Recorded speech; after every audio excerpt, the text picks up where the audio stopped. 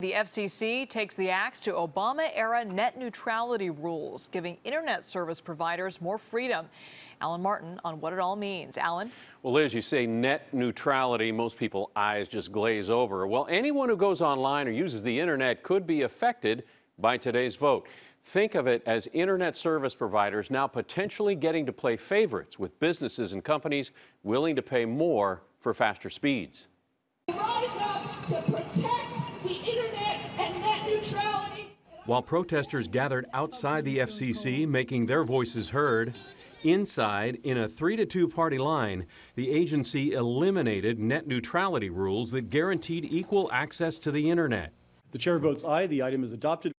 Republican Chairman Ajit Pai pushed for that change, arguing the Obama-era regulations kept internet service providers from expanding. Investment in high-speed networks has declined by billions of dollars. Net neutrality has been an emotional issue, producing protests in the streets and online. The two Democrats on the commission who voted against the rollback didn't hide their outrage. I dissent from the corrupt process that has brought us to this point. The agency that is supposed to protect you is actually abandoning you.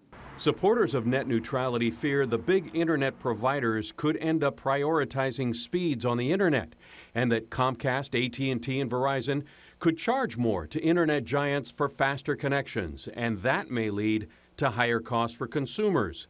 Bay Area companies opposed to the repeal include Netflix, Google, Facebook, Twitter, and Airbnb. But Republicans say those fears are overblown. The sky isn't falling, consumers will remain protected, and the internet will flourish. This morning, Santa Clara County leaders called for keeping net neutrality in place. Sheriff Lori Smith says public safety is at stake because law enforcement has come to rely on internet tools. Communicating with other agencies, criminal history information, armed and dangerous information. Our deputies really have great tools now that they haven't had in the past.